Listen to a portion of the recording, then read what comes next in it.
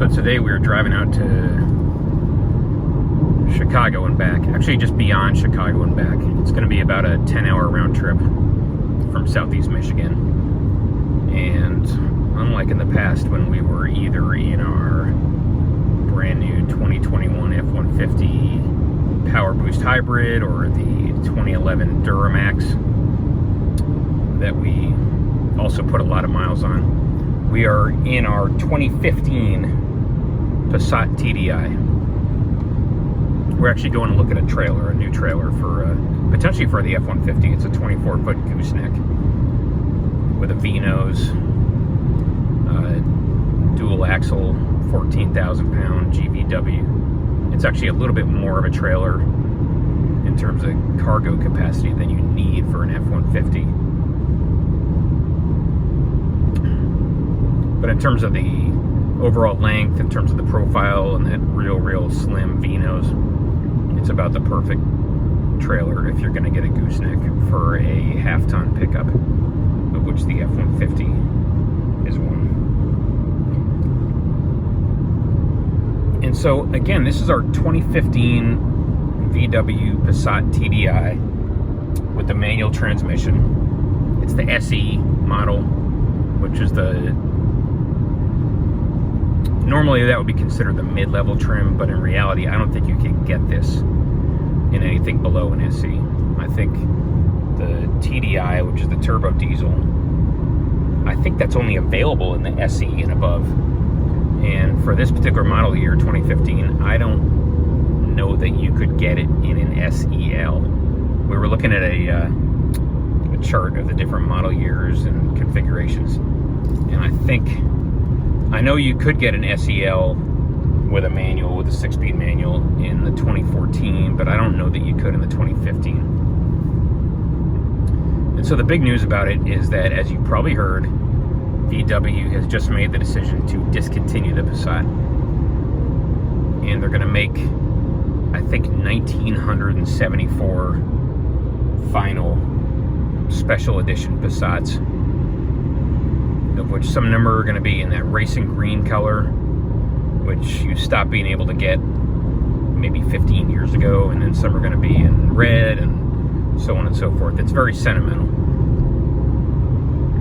And they're going to have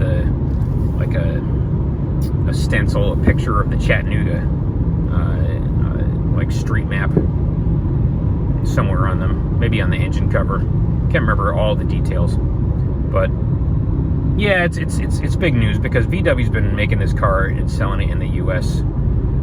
almost non-stop since the early 70s. And it started out, I think, as the Dasher way back in the day.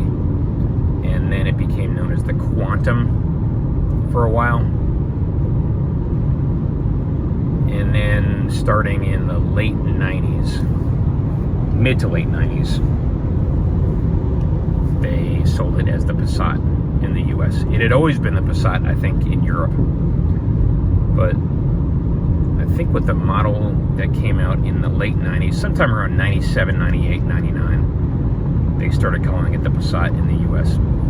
And so it's a big deal. It's really unfortunate because this is a great car in a lot of ways. But it almost seems as if time has passed it by. And the market has definitely shifted. People just don't buy mid-size sedans. Families buy SUVs, and to a much more limited extent, they buy minivans. But very few people are buying mid-size sedans anymore. And the ones who are buying the Honda Accord and the Toyota Camry, and maybe the Hyundai and the Kia, to a lesser extent. But families that want a family sedan, of which there are fewer and fewer, are going to get basically a Honda Accord and a Camry. And those are the two choices that the vast majority of families make. For good reason.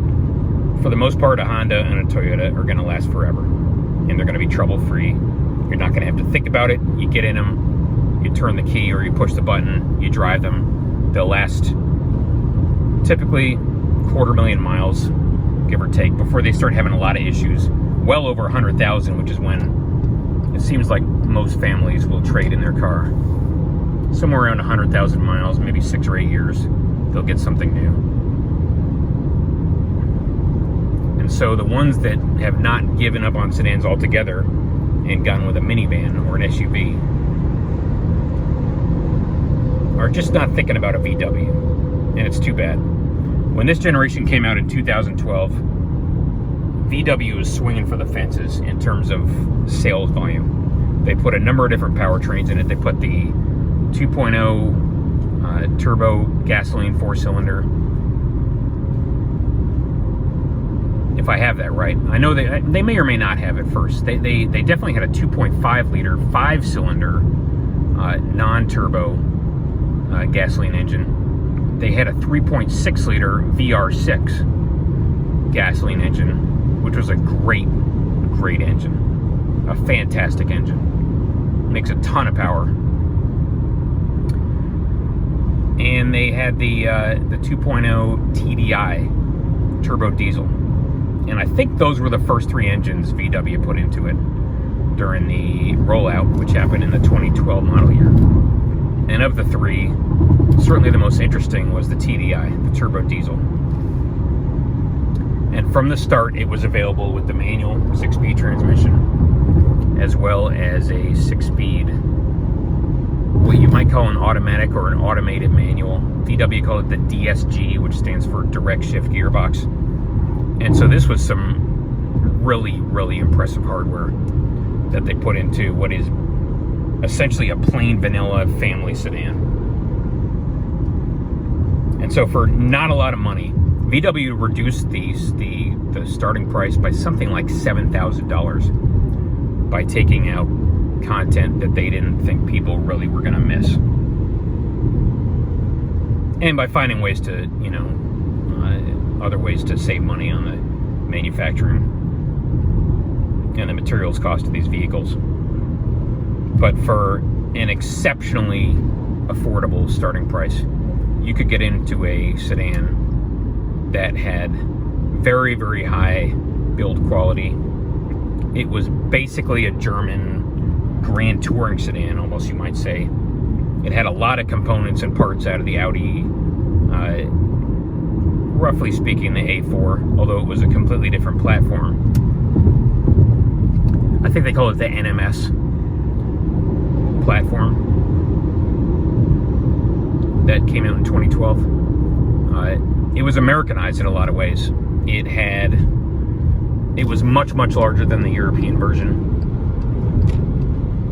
And it has an absolutely gigantic back seat, to the point where you can fit 4 or maybe 5 basketball players into this thing comfortably. And I'm not exaggerating. The legroom in the back seat is absolutely enormous.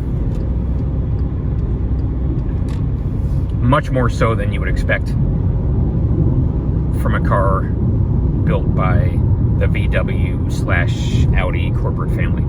Audi A4s have very small back seats and not a lot of legroom at all. The Audi A3 has a tiny back seat you practically can't get into unless you're a 5-year-old child. But the Passat has enormous amounts of room for passengers. And so that's one of the attractions. The second is that in a lot of ways, again, you're getting a German sedan. And for a lot of people, that was always very attractive.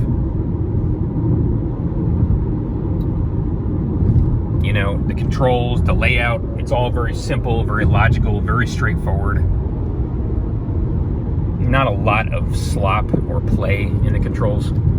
Although, notably, they made the ride much softer in this Passat than in its predecessor or in the European version that came out around the same time frame. It's got a much softer, much less controlled, and much less tightly damped ride than any Audi sedan, and even compared to the Honda Accord. The Honda Accord has always had a nice, tight, well-controlled ride, and the Passat was just a lot more floaty. It almost felt like you were driving in a Buick.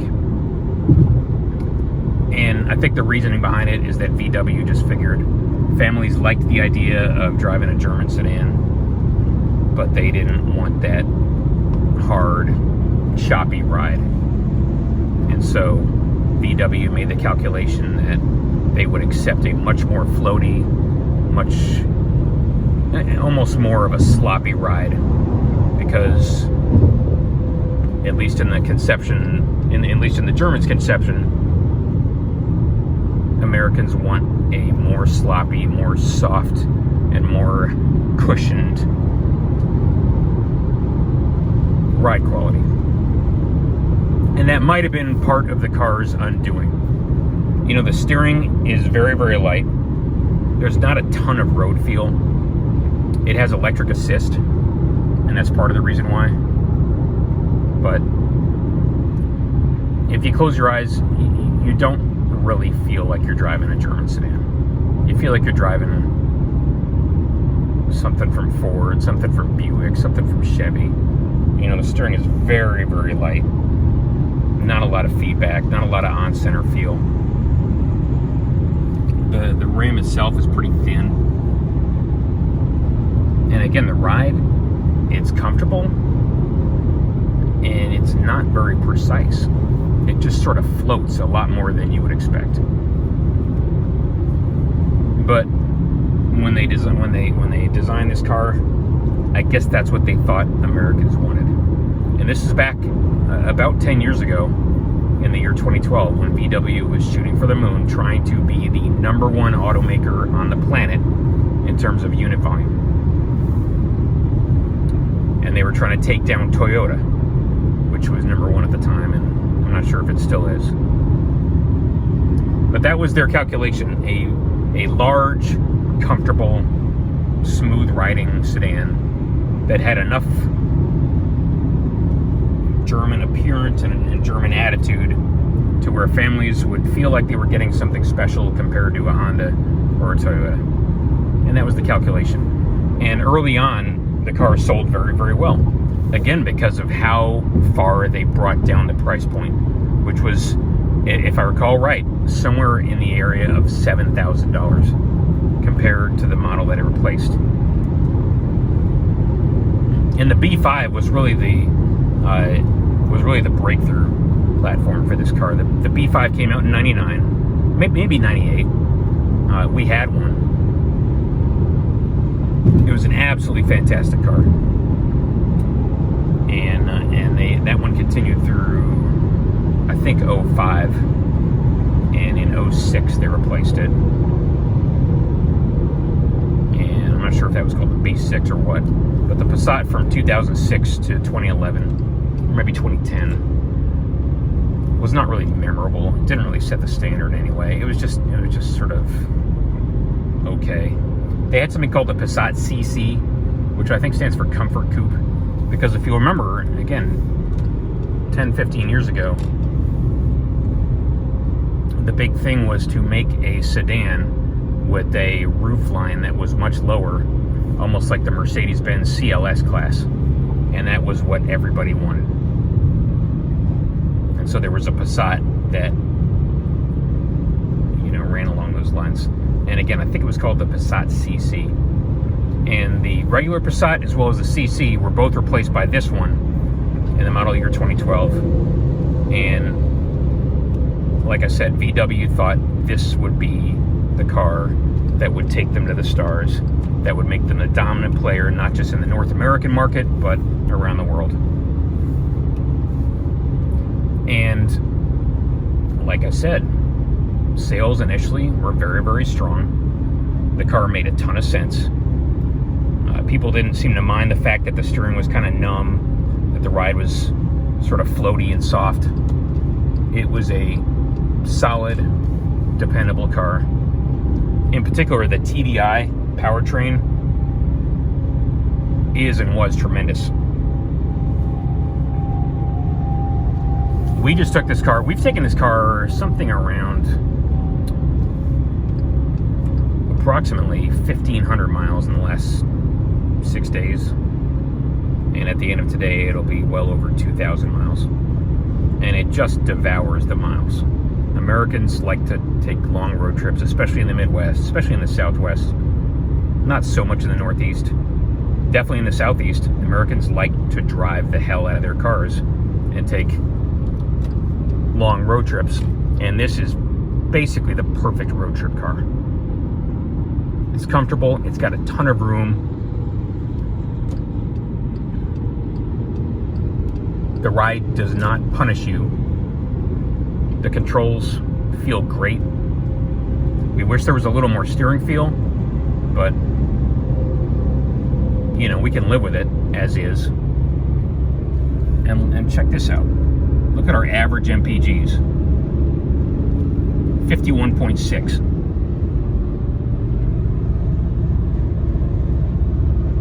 And we've been going for about 2 hours.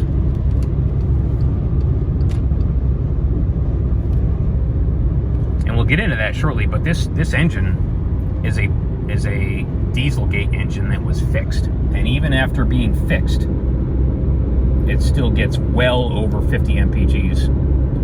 And then check out the cruising range. We've got 285 miles of cruising range left to go. And we are under 3/8 of a tank. We have taken this car 850 miles on a tank of gas before, at regular highway speeds. We drove this car all the way from Boston, Mass to Southeast Michigan. 800 plus miles. I think just under 850 miles on a tank of gas. Which makes sense when you think about that average MPG there of 50 plus at highway speeds, 70, 75, 80 miles an hour. You don't have to baby it. You can take it up to 80 plus miles an hour, and it's still going to get between 45 and 50 miles to the gallon. So as opposed to something like our F-150 hybrid, which has terrible aerodynamics, as do all pickup trucks, it's got an officially rated EPA 24 miles to the gallon in the city and the highway. But the problem is you start getting the speed up above about 70, above about between 65 and 70. Yeah, you'll get low 20s, but you start getting the speed up to 75 or 80, and no, you are not getting your EPA 24 miles to the gallon. Not even close. With this thing though, you can be, you know, again, at typical American cruising speeds, which are between 75 and 80 on the interstate, and you're going to get phenomenal MPGs, well above what's advertised for the EPA rating.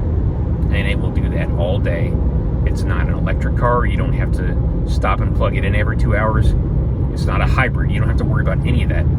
It's just a straight up internal combustion engine, diesel powered car, and it goes all day with no complaints. Like I said earlier, we drove it to DC last weekend, 500 miles out on about 3/4 of a tank. There is basically no other car that you can get in the country right now that will go 500 miles on 3/4 of a tank. And it's not even a big fuel tank either. It's about a 16-gallon fuel tank. And that's why people like this car so much, and that's why they bought so many. That TDI engine, again, this one was new for 2015.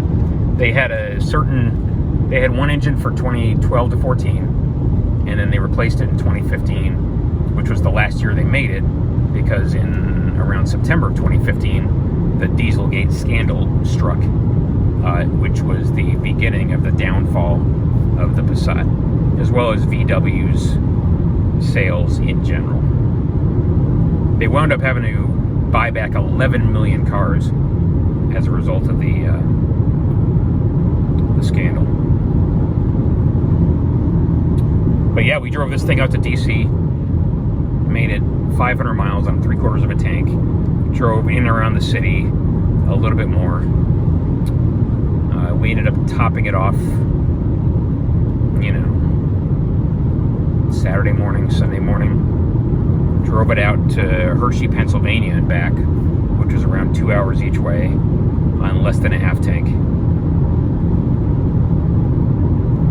And then drove it halfway home on the remaining half tank. And it wasn't even that low. It was still at, I don't know, a quarter. And at a quarter of a tank, this thing has like 175 miles left of cruising range. So again, in terms of its ability to devour huge stretches of highway,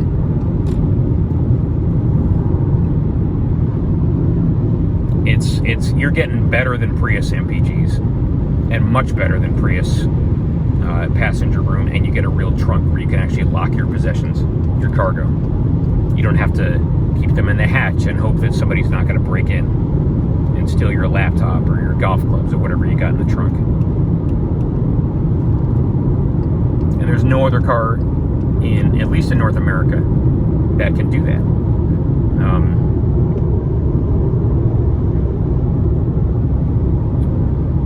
And so, what else? The transmission, we talked about it. It's a manual. This one's a 6-speed manual. We actually bought one with a DSG right after the scandal hit, because the scandal broke in September of 2015, and what you saw was immediately all these people who had bought their so-called clean diesel that got great MPGs, great power, awesome sedan, loved it to death. You know, they really bought into that whole clean diesel hype, and when they found out that VW was cheating on the emissions, it was this sense of outrage and betrayal and, you know, shock and horror, so on and so forth. And people immediately started dumping their TDI Passats and Jettas and A3s and, you know, everything else with a TDI engine. I think the Rabbit or the Golf came with a TDI. You could get the Beetle maybe with a TDI. They put this thing in a lot of cars. And everybody across the country all at once started dumping their TDIs. And so by the time we bought our first Dieselgate Passat, it was May of 2016. And the price had come all the way down to where we could pick up a 2-year-old Passat with the automatic, or the DSG as they called it, and we got it for $11,000, maybe 60,000 miles on it, perfect shape, no issues, one owner, and we paid $11,000, which was probably a third of the cost that the original owner paid for it when it was new. So that's like a 65% discount for a practically new Passat TDI with the DSG, the automatic transmission. And right after we bought it, VW announced the buyback and the settlement. And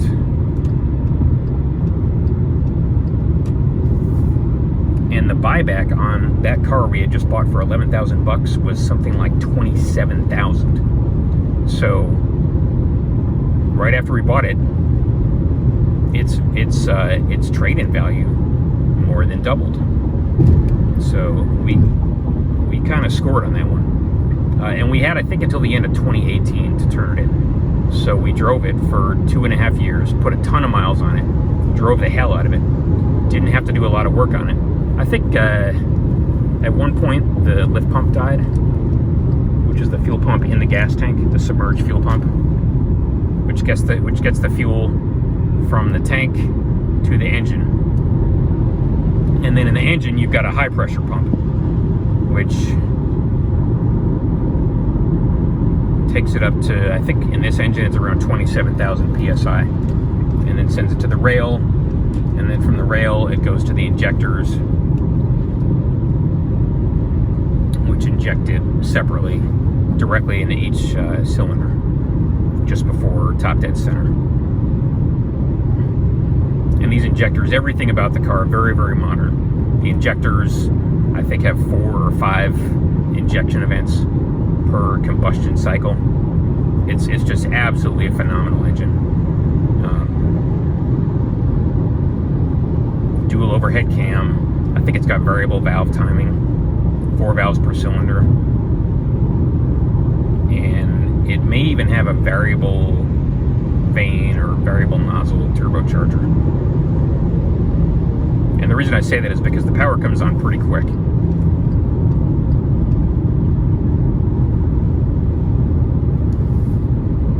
And so yeah, we had a 2014 SE.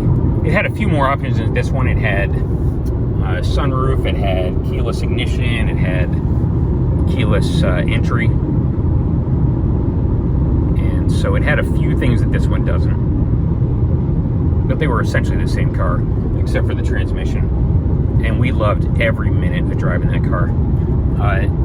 However, in terms of MPGs, we did notice the automatic gets a little bit lower.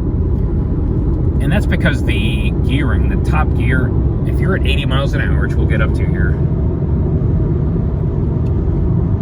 at 80 in this car, it's turning just over 2,000 RPM. Call it 2,200, give or take. At 80 in the automatic, or the DSG, it's going around 2,700, 2,750. And so that top gear is a little bit shorter, not quite as tall. And so the engine's revving a little bit higher. Whereas in this one, and they're both 6-speeds. Whereas in this one, top gear, you're going 75 miles an hour, 2,000 RPM, as we are now. And then you bring it up to 80, and you're going around 2,200. So it's a little bit taller. But we got rid of that car again at the absolute, I think on the very last day we could turn it in, which was around December 20th of 2018, and got our check for $27,000 after driving that car for 2.5 years, driving the hell out of it. And then we got a couple other cars. You know, you might say we took our winnings, put them into a few other cars. We had a Chevy Volt for about a month or two. Hated every minute of owning that car. In theory, on paper, it was a neat idea. It was basically an electric vehicle that if all you did was to commute to and from the office every day, you could charge it up at home and it would get you 50 miles or so down the road. And if that was your commute, then the engine would never turn on.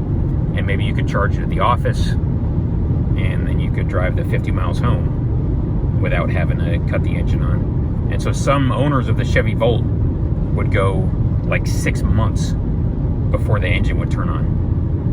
If they could, if they were able to, you know, keep their usage of it down to about 50 miles per drive. And for a lot of people, that's all you ever need to drive, back and forth to the office. And maybe you do some errands on the weekend. A lot of people in big cities, you know, who commute to and from the city, or they live in the suburbs and commute to and from an office park, that's all the driving they're ever going to do. But we drive 50,000 plus miles per year. And we take a lot of long road trips. And so, you know, we drove that car from Southeast Michigan to Nashville. We drove that car from Southeast Michigan to somewhere mid-Ohio, around Cleveland area. And when the battery runs out and the gas engine kicks in, it's like a 100 horsepower engine. It's a totally different car. It's, you know, you're driving basically a hybrid at that point. And even though the gas engine is not directly connected to the wheels, it's basically acting as a generator to provide electricity to run the electric drive motor. It's just not a pleasant car to drive. It's kind of slow, very, very small, not a lot of room. You're kind of boxed in, you know, you don't have a lot of hip room, a lot of leg room. You don't have a lot of head room. And the back seats are terrible. We had, our kids were, I don't know, 8 years old, give or take, at that point. This was the spring of 2019. No, they were 10, 11 years old, and you could barely fit 2 10-year-old children in the backseat of the Chevy Volt. Cargo room was terrible, and so it just, and it handled. It's the worst handling car we've ever driven in the snow. And we got rid of that thing. We made Carvana take it back, and had it to the dealer 2 or 3 times in like a month and a half for little stuff that should not have gone wrong in a car that was a 2016. We got it in 2019. It was less than 3 years old. It was about 3 years old at that point, and little stupid things were starting to go wrong on it already. So we got rid of that car. Got into a Tesla, and then, which we still have, and then at one point we got rid of another car, or had to send it out elsewhere in the country for one of our employees to use, and the opportunity came up to replace it. And what immediately came to mind was, well, how about another one of those TDI Passats? And so we started looking, and and this was going to be the car that we were going to keep for years and years and years and run it into the ground, just like we had our old '99 Passat, which we kept for about 250,000 miles in 20 years. And so, we started looking, and what we wanted this time was a 2015, because the 2015 had the absolute newest and most modern engine that VW made before Dieselgate hit, and they had to stop making them. And so it had a few improvements over the 2012 to 2014. Had a little bit more power. I think the power is up to 150, and more importantly, it was the engine they had to do the least amount of work to in order to make it legal once they bought these cars back and had to fix them. And so the 2012 to 14 required extensive modifications and lost a lot of power in the process. The 2015 didn't take nearly as much modification and lost very little power and very little fuel economy. It was the only model year that had the manual transmission that could be made EPA compliant. The 2012s to 2014s with the manual transmission could not be repaired to become EPA compliant or legal. And so, from what I understand, VW had to buy them back and junk them, scrap them for parts. And so, at this point, it is, I'm going to say, essentially impossible to find a used VW Passat TDI in the 2012 to 2014 model years with a manual transmission, because anybody who had one would have sold it back. They couldn't do the other option, which was to have VW fix it for them and pay them a lot of money in the process, because they couldn't be fixed. So the only rational decision was to sell it back to VW and take the, $25,000, $26,000 payout. And if anybody held on to them, it's not exactly clear why they would have. There may still be a few out there, but I'm going to say virtually none. And so, buying a post-Dieselgate car, if you wanted a manual, the only one you could get was the 2015.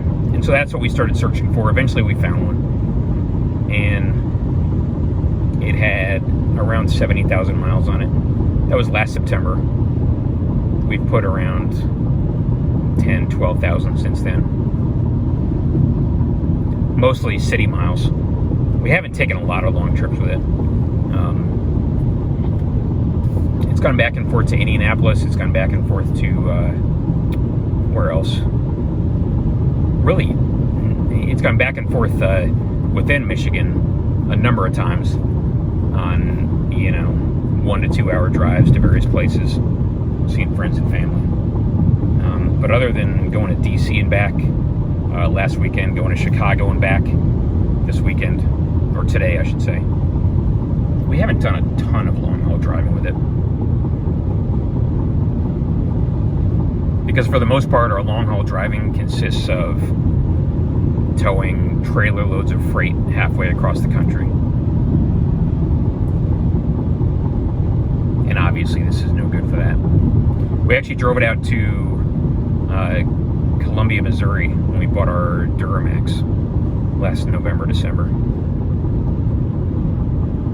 And again, as you can see, it just devours the miles. And at 80 miles an hour, it's still getting, you can look at the instant MPGs. You just flip the switch here.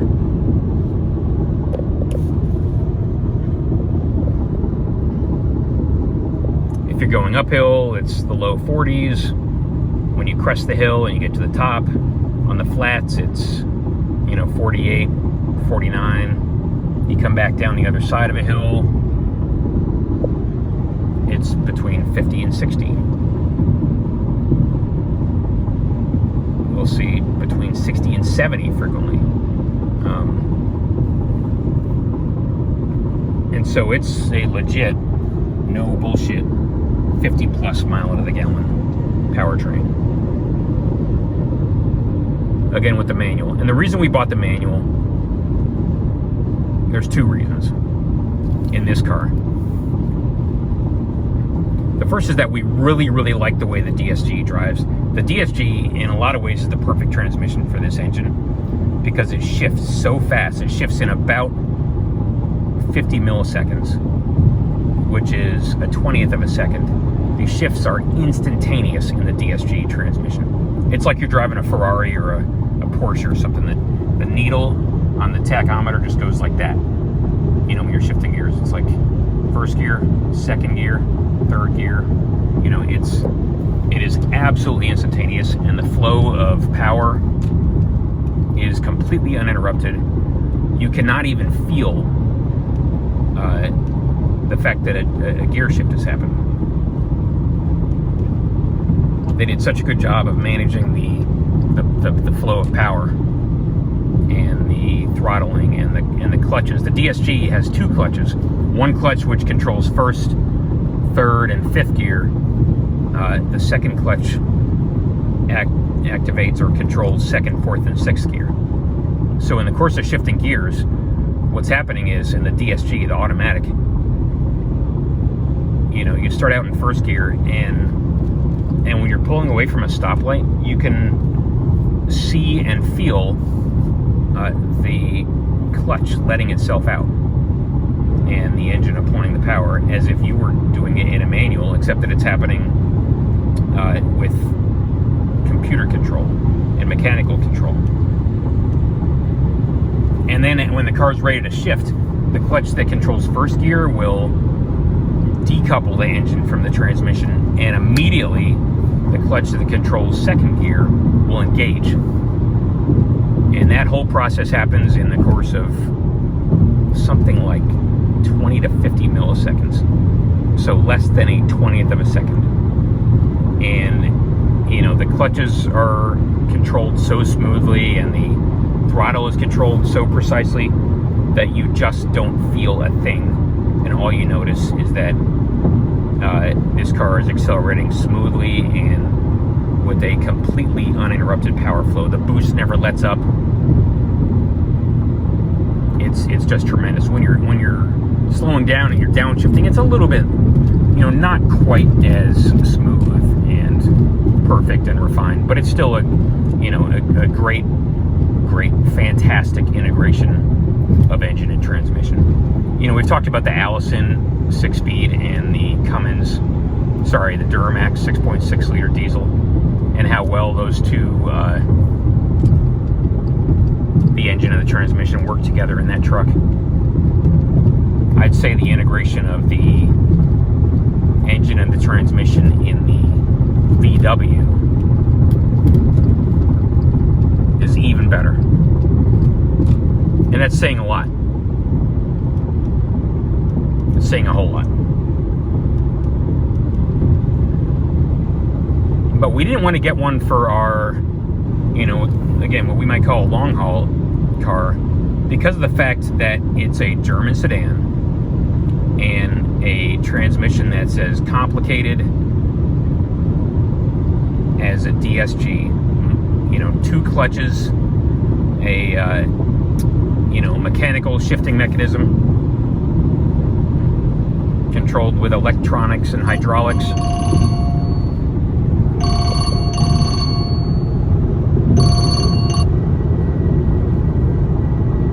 No, we were not going to buy and hang on to something like that for hundreds of thousands of miles,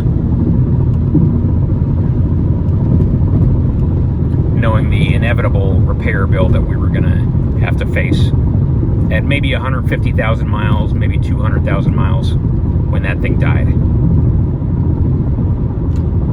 When you're buying a car to keep for 20 years, if you have the choice, you want to get a manual transmission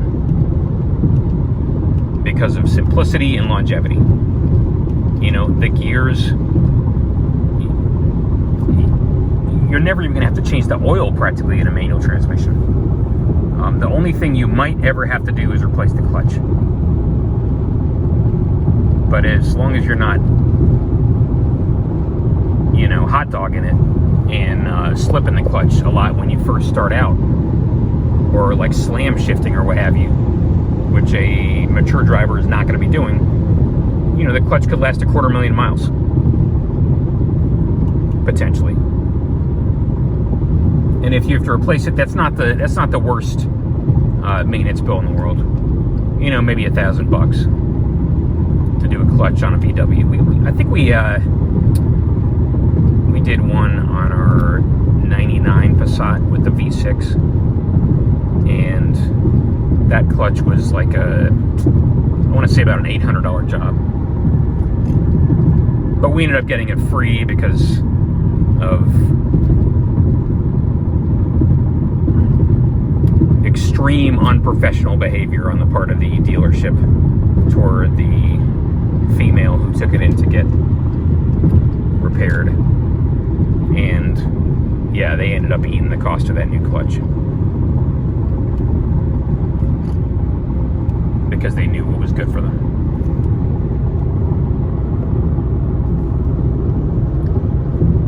And so that's really the main reason we got the manual in this car. The long-term durability because of the extreme simplicity and reliability of a manual transmission. And then the other reason is because the manual transmission is dying out. It's being replaced by the automatic in pretty much every single manufacturer.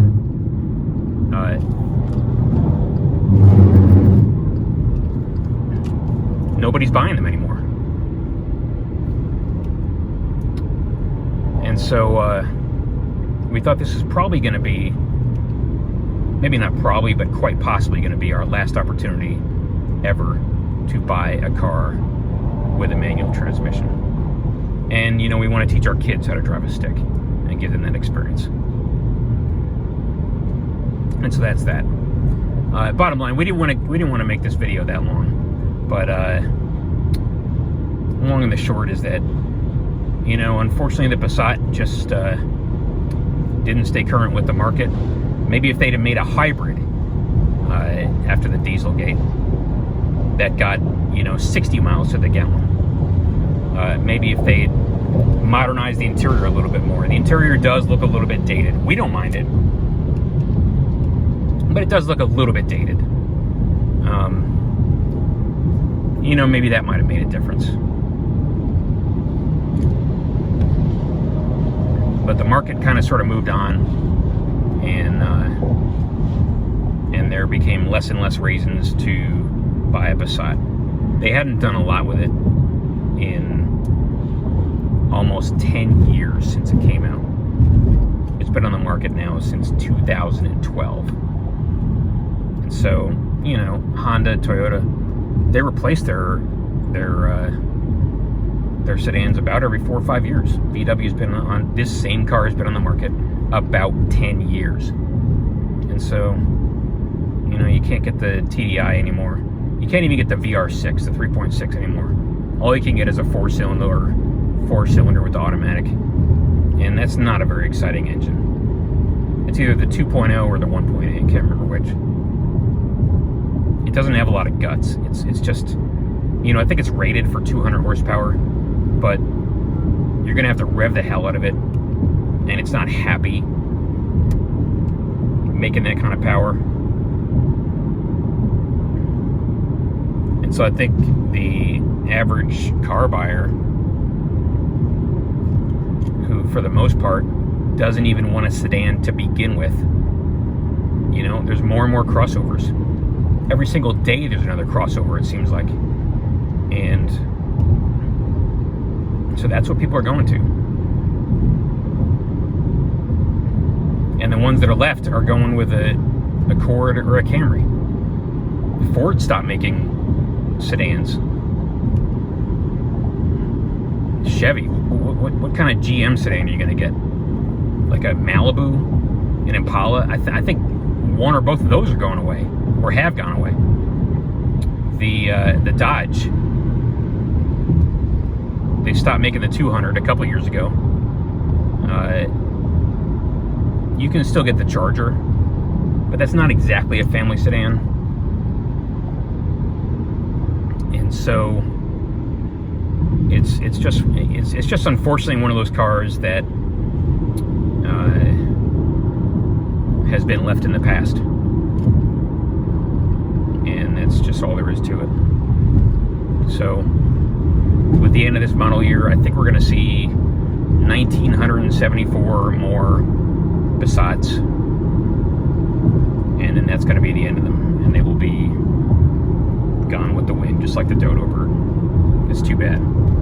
Anyway, thanks everyone. Good talking with you, and have a great day. We'll talk to you soon.